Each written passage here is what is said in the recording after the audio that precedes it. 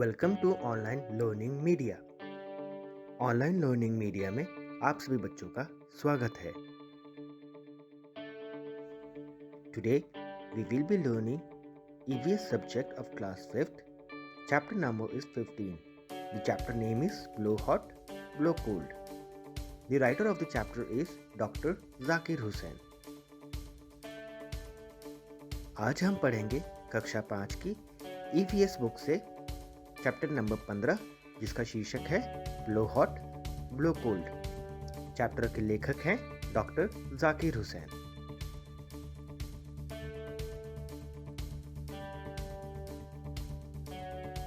Let's start the chapter first. सबसे पहले chapter को पढ़ते हैं। There was a wood cutter. एक लकड़हारा था। Every day in the morning, he used to go to the forest to cut wood. In evening, he would sell the wood in the city.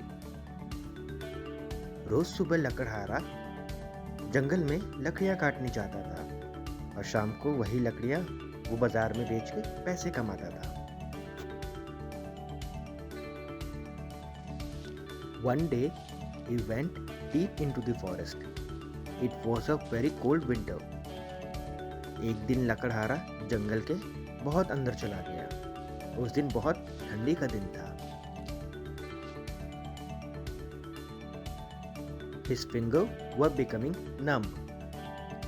Every now and then, the woodcutter put down his axe and bring his hand close to his mouth. Then he would blow hard on them to warm them. ठंड की वजह से लकड़हारे की उंगलियां ठंडी पड़ गई थी। वो बार बार अपनी उंगलियों को अपने मुंह के पास लेके आता और उस पे गर्म हवा डालता ताकि उनको कुछ गर्माहट मिल सके। While he was cutting wood, Mian Balishe was watching him from a corner. Mian Balishe saw that the woodcutter kept blowing on his hand. He began to wonder what all that was about, but he could not understand it. He got up thinking that he would go and ask the woodcutter. After walking a little, he came back thinking that the woodcutter may not like being asked. लकड़हारा जब लकड़ियां काट रहा था, तभी दूर एक कोने से मियान बालिशे नामक एक आदमी उसे देख रहा था। वो बड़ा ताज्जुब कर रहा था कि लकड़हारा बार बार अपने हाथों पे गर्म हवा क्यों दे रहा है। उसने सोचा कि वो उस लकड़हारे से पूछे, लेकिन वो डर रहा था कि लकड़हारे को अच्छा नहीं लगेगा अगर वो उससे बार बार पूछेगा। Finally, Mian Balishe could not help himself. He went hopping to the woodcutter and said, "Hello, brother. If you don't mind, can I ask you something?" Seeing this tiny person, the woodcutter was amazed and amused. But he smiled and said, of course, ask what you want to. All I want to ask is why you blow from your mouth onto your hands, said Mian Balishe. आखिरकार मियान बालिशे अपने आप को रोक नहीं पाया और उस लकड़हारे से जाके बोला, भाई साहब, मुझे आपसे एक बात पूछनी है, क्या आप वो बताएंगे? उस छोटे से आदमी को देखकर लकड़हारा अचंभित था। फिर भी उसने मुस्कुराते हुए पूछा, हाँ, पूछो, क्या बात है?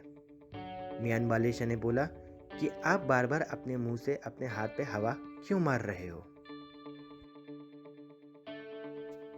The woodcutter replied, "It is too cold. My hands are frozen, so I blow on them to warm them up a little. Then when they get cold again, I warm them again by blowing." Mian Balishe nodded. "Oh, so that it is."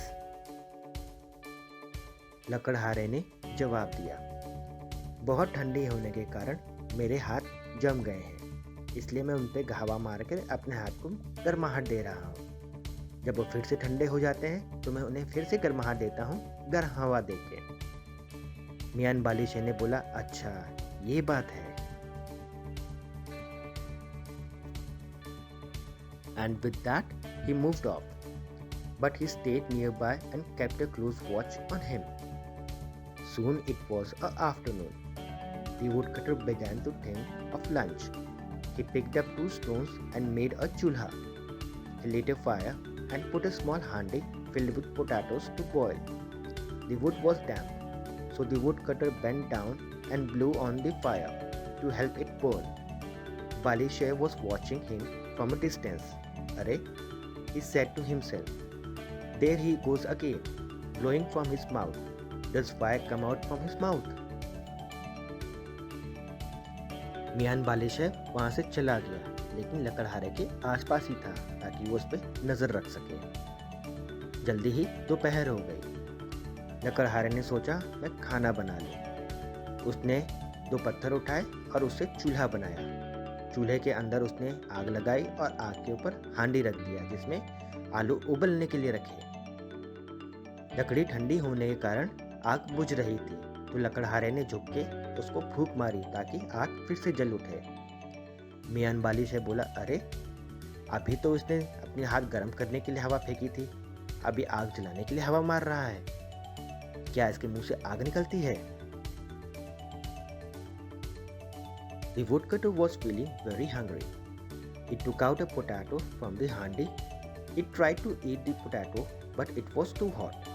He again began to blow on it. "Arey," said Bali Shah to himself. "He is blowing again. Now what? Is he going to burn the potato?" After blowing a few more on it, the woodcutter put it in his mouth and began to eat it. लकड़हारे को बहुत तेज भूख लगी थी। उसने हांडी में से एक आलू निकाला और खाने का प्रयास किया, मगर वो बहुत गर्म थे। फिर लकड़हारे ने उस पर फूंक मारना शुरू किया ताकि वो जल्दी से ठंडे हो जाए। बालिशाह बोला, "अरे, वो फिर से फूंक मार रहा है, क्या वह आलू को जलाएगा?" थोड़ा और फूंक मारने के बाद आलू ठंडा हो गया और लकड़हारे ने आलू खा लिया।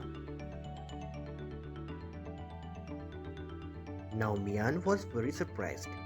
He just could not stop himself, and off he went, hoping to the woodcutter. "Hello, brother," he said.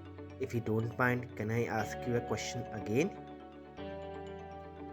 The woodcutter replied, "Not at all. Ask whatever you want." Mian Balisheh said, "This morning you told me that you blew on your hand to warm them up.